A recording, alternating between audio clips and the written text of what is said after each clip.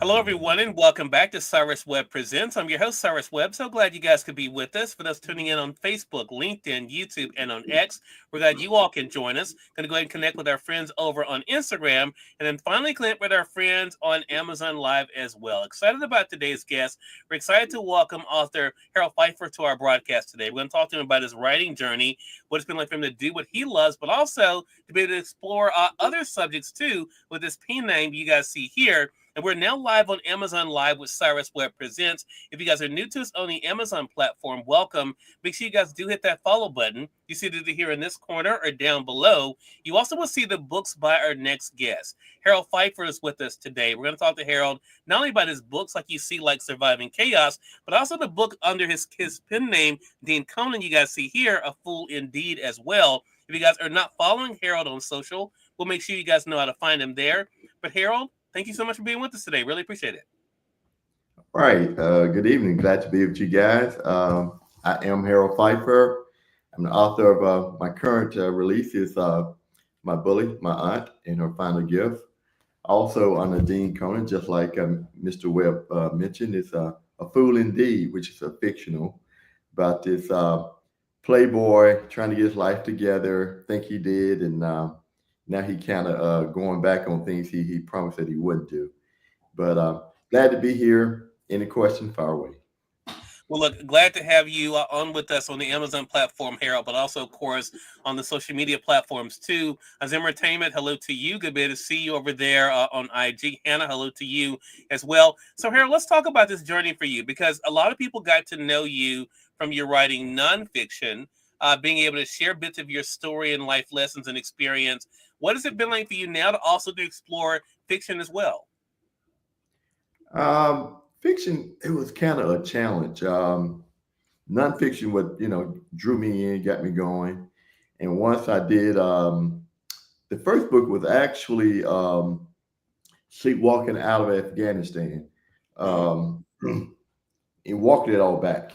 And once I did that book, I wrote another book, or it's in the middle of it, called The Bicycle Lady, which was about my mom.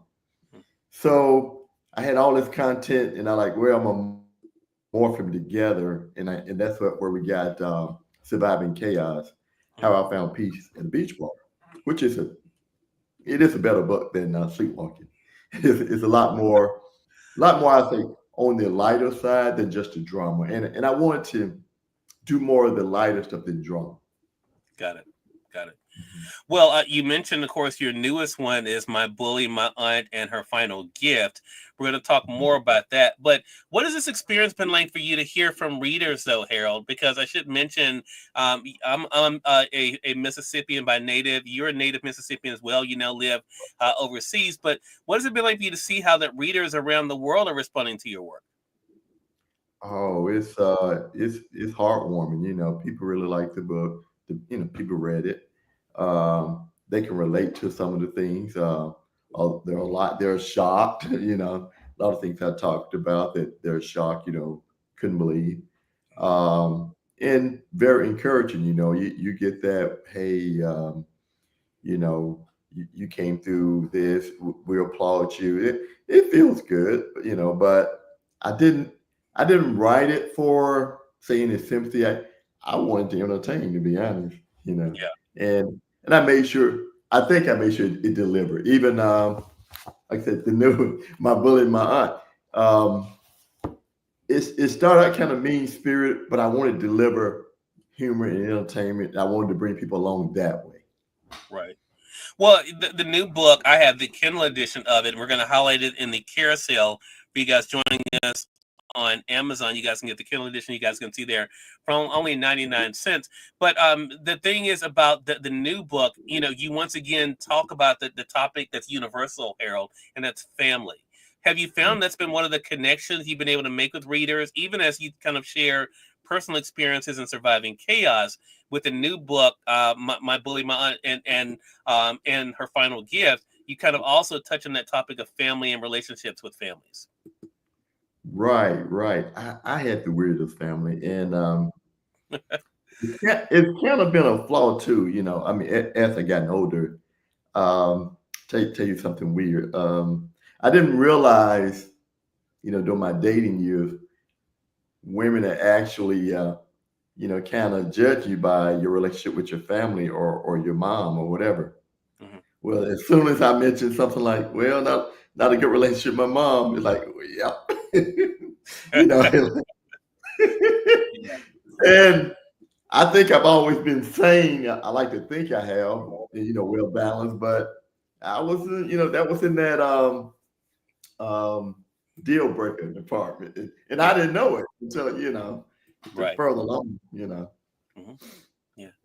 What did you find that for yourself, whether we're talking about surviving chaos and even the new book, My Bully, My Aunt, and Her Final Gift, Harold, that there was also a bit of therapeutic nature to writing those stories too?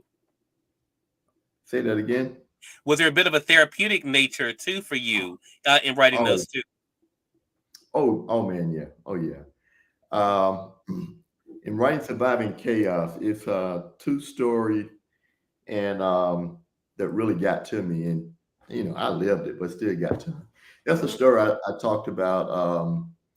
My brother and I took this note home about a play. The parents and kids had to be on a play. And I was like in the second grade, and my mom was schizophrenic, and she loved attention, and we despised her, tried to keep our distance. We always got ridicule about her.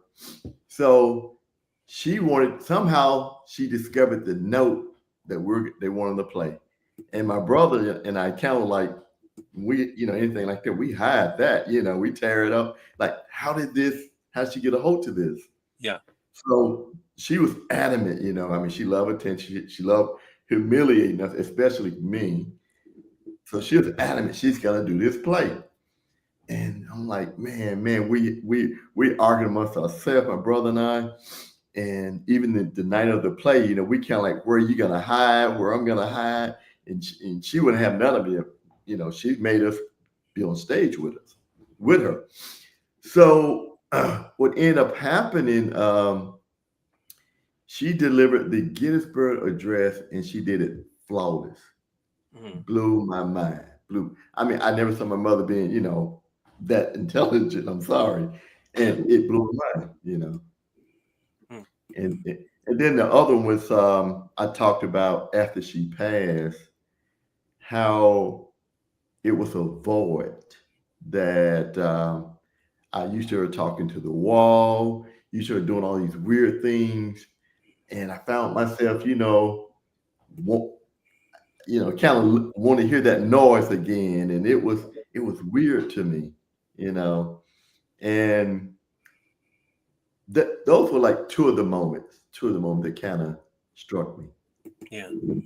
You even talk about Harold, when you were telling that story just now about the walls. I remember reading about that in My Bully, My Aunt, and Her Final Gift. You Hmm. talk about that as well. I think there's also a big lesson, though. It was a literal lesson for you that you talk about. Hey, Miss Queenie. Miss Queen is joining us over there on Facebook. A literal lesson that you talked about in My Bully, My Aunt, and Her Final Gift Hmm. about an incident that happened. I won't tell the story. They can read it in the book, but you falling down. But the important thing is you're getting back up. And I want to talk about that because I think that's one of the themes that you seem to write about when it comes to your own experiences, that even if life may knock you down, you're able to get back up. How important has that been for you to share that, to not to let things in life get you down? Oh yeah, you got to. You know, at a young age, it hit me that I had to learn to fight and get back up because no one was coming. There's no cavalry. You got to do it. You got to find a way. And, if you're gonna cry, go on, cry, get it out. Mm-hmm. But don't cry alone. Wipe those tears and start putting a plan together to recover. Right. And like I said, something I picked up at a young age. Yeah. And now it's something you're able to share with other people. And that leads us to now what you've been able to do with fiction. I'm going to highlight in the carousel for our Amazon audience, Harold, the book A Fool Indeed. Again, I have the hardcover that's here. Our audience can also be able to get the Kindle edition there for only $2.99. Talk to us about Dean Conan. What is it that led to you creating him? And what was it like for you now to write a story like A Fool Indeed? Oh man, it's a couple different parts and kind of sound unreal, even though it's fictional and it's fun and it's very sensual. I'll use that word. Hmm. Um, when my mother passed, I met this funeral director in my hometown. He looked suave, nice looking guy, and and I modeled Charlie Moe after him. He Hmm. doesn't know it, but I did. Okay. Yeah. And not only that, the funny part, Charlie Moe, the middle name Moe stands for mortuary. And it's like, how thick of a dad to name his son mortuary? Yeah. That's his Yeah. middle name. Yeah. And but Charlie Moe, he's not as suave. He's not a geek. He just average guy, not a bad guy, average guy that had money, does have some class. So, I didn't want to make him this super, super playboy, even though he meets and knew of a lot of women. But I didn't want to make him, just that pretty boy that didn't know how to act, day to day. But he's that guy, day to day, suave, run business. He just kind of stumbles over himself a lot. Yeah. He make a lot of foolish mistakes. Yeah. Yeah. And I think it's interesting as I've been reading A Fool Indeed, and again, it's available here on Amazon. We're going to also let you guys know how to stay connected with Harold as well. I think the other great thing is that I love the fact you're able to not only use your imagination, Harold, but also I think be able to reach another audience. With nonfiction, there are some people that love reading true life stories, but in this, how much fun was it for you just to be able to let your imagination run wild to see where you could take the characters? Oh, that was a lot of fun. And the book number one, A Fool Indeed, is actually book two. It's of a probably a three-part series, Okay. which we'll be working on that next, the trilogy. But A Fool Indeed is actually the sequel. But in Fool Me Thrice, Money Changes Everything. Um, I talked about a lot of salacious stuff, and I probably got most of it out. That you've heard of, weird terms that you heard of, and it's in Fool Me Thrice. Hmm. And so, what created the sequel is the way the book ended. And the way the book ended, don't want to tell too much of, but Charlie Moe get taken pretty bad. But he comes back. He's married a girl of, childhood sweetheart, and now he's back for revenge. Mm. Wow. Now, part of what's also happened here for you, Harold, and I want to see you guys over there on the Amazon side. Appreciate you guys being with us. If you guys have any questions or comments for Harold, make sure you guys put those in the comment section. I'm going to reset real quick, Harold, and say for our audience that are just joining us, welcome. You all are watching Cyrus Webb Presents. We're streaming on Amazon Live, but we're simulcasting on Facebook, LinkedIn, YouTube, X, and on Instagram. We're speaking today with author Harold Phifer. You see there. We're talking to him about his writing journey, what it's been like for him to share bits of his story in nonfiction, but also as a fiction author under his pen name, Dean Conan. He's able to, of course, be explored with his imagination as well. We can also remind you guys can stay connected with him too. I want to ask you for yourself, about writing in general. I didn't ask you about this question earlier. A lot of people have stories. Harold, when did you decide you wanted to put those stories down on paper? I, I had such a traumatic childhood, and I mentioned this to my stepmom. I said, I got material from my life that, yeah, it'll sustain me for a while. So, uh, the first book, Surviving Chaos: How I Found Peace at a Beach Bar, it was just natural, things that happened. I just basically just recording what, things that happened. But what got me to writing, I was in Afghanistan, and my camp got attacked by the Taliban. And Taliban had a habit of, they would bomb the place, and after they bomb, they'd come and shoot whoever left. Mm. So our place get bombed, and hey, still standing, uh, nose, eyes, arms, still standing, but the next onslaught is probably coming on. They come in and shoot. Mm. So I'm trying to hide and creep and get back to the safe room. So through all that process, my life started to flash before my eyes, to the Mm. point, it went back from four and started coming forward. And that's what the book takes you on that journey. When Mm. life flashed before my eyes and, you know, everything that happened at four and coming up to that point, I talked about it in the book. Well, also part of that process, I was praying and I like, Lord, I never wrote that book because I'm thinking it's curtains, it's over for me.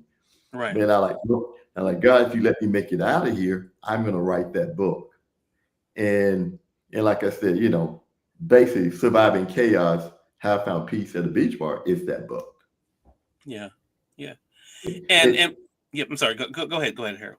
okay. And once I did that, like you said, it was therapeutic. You felt good, and I was like, I think I can do this. So I started writing it, and I wrote "Fool Me Twice."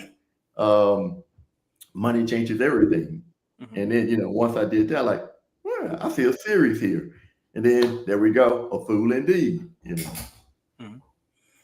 I'm just going to say for our audience, since you had mentioned Fool Me Thrice, I went ahead and had it added to the carousel there on Amazon. So you guys can see where you guys can be to get Fool Me Thrice, which is the first book Yeah. that you Harold Yeah. mentioned. You can get that one. It's on sale right now on Amazon, the print edition for $11.78. Or you guys can be to get the Kindle edition of Fool Me Thrice. I'm going to highlight it for you guys over on Amazon for $2.99. I talked to you earlier, Harold, about the sign behind you. Of course, for people who look on the back of Surviving Chaos, they'll notice the book is published by Rise and Read. But tell them about how Rise and Read came about. What that's been like for you to kind of form your own publishing entity as well. Yeah, it was obviously I was gonna write in more than one genre. And I was working with people who have, help people write and edit, and they was encouraging me, yeah, just, kind of get your own little publishing company, which is not full blown, but yeah, I guess eventually I get there. But so that Rise and Read was the one I came up with, and that's my website with all my books, riseandread.com. Mm-hmm. Yeah. But what I got you, something also unique. Yeah. Sure.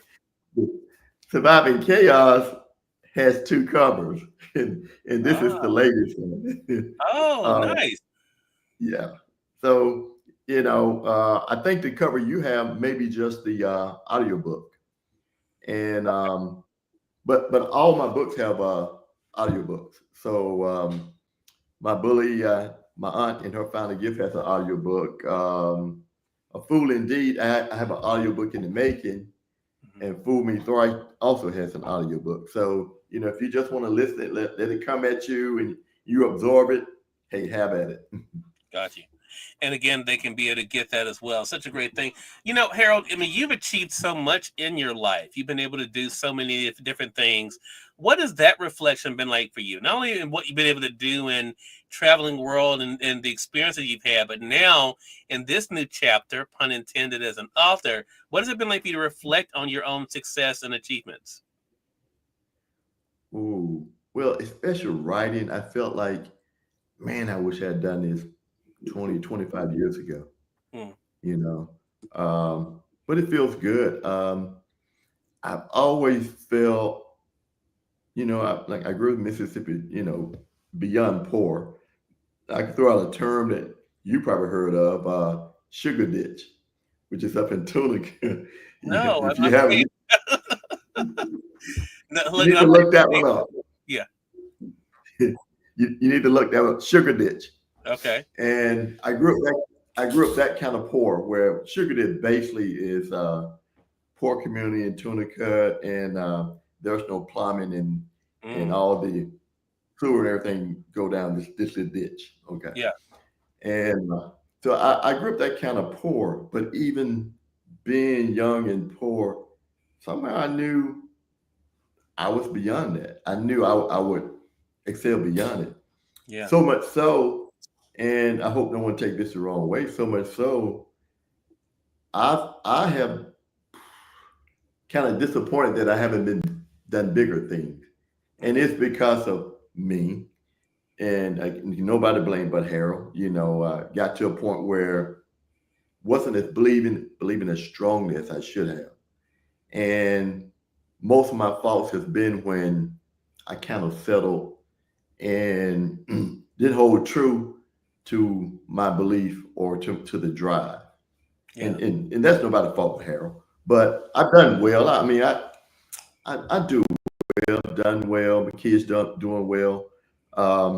So I'm not complaining, but I'm just saying I have kind of stepped on my own tongue or my own feet. Yeah. Yeah. And I think a lot of people, I appreciate you saying that. A lot of people can relate to that, though, Harold. But my thing is, look at what you're doing now, and I'm excited about being able to work with you and work on your team, along with Miss Queenie, who is also joining us there on Facebook. I'm excited about being able to help you to amplify the work that you're doing. I'm going to announce for the first time something that Harold already knows, as we're gearing up for the upcoming issue of our Books You Need to Read issue of our magazine. Harold Phifer is going to be on the cover of that issue that's coming out in May. So I'm very excited about that. Of course, you guys are just finding out, but he already knew about that. So I'm excited about being able to explore his story more and also to be able to share more about his work as well. So Harold, what advice would you give to others? Maybe someone else. I mean, you found yourself in a situation in Afghanistan where you're like, okay, if I get out of this, I'm going to write this book. But what would you say to our audience out there about the importance of writing that story that's inside of them? Oh yeah, write it, jot it down. Probably any author or poet or whatever, you probably create so much more in your sleep. And once you get up, you got to find pen, paper, whatever, your phone, jot it down, and you probably only remember 10% of it at best. But then, the next time that inspiration hits you, you may get another 10. And then, you may be able to expand on that amount. Right. A lot of time, what you write, what you do, you're not going to like it. Many times I look at stuff I've written, I'm like, God, I can't believe I wrote this junk. But hang on, give it some time, read through, and creativity will hit you, to go in the direction you want to go in. Right. Um, and like I said, just believe in it. It's for me. It's not overnight. Never been. I started writing 2017, so we're talking what 8 years now, and you know, I'm getting better. That's for sure. But it feels better. I try to make my book easier to read. I want them to flow. So, I kind of go that route, but everybody gonna have their own way, but don't don't give up and don't believe that it's not quality material. You can make it. It Right. doesn't matter of time, shaping, or maybe somebody is editing it for you. It'll get there. Yeah. I think that's great advice. And it's you're hearing it from someone who knows firsthand. Again, everyone, Harold Phifer has been our guest. You can also find him, of course, on Amazon under his pen name, Dean Conan, as well. And make sure you guys are staying connected with Harold on his website, riseandread.com. Again, that's riseandread.com. For those joining us on Facebook, LinkedIn, and on YouTube, we'll make sure that we put the link up there as well. Harold, excited about being able to work with you and to be able to help spread the message, and looking forward to our next conversation together. Same here. I really appreciate it. And more than welcome. And we thank your audience for tuning in. It's another great segment of Cyrus Webb Presents. Until next time, you all make it a great one. We'll talk to you soon. Take care. All right.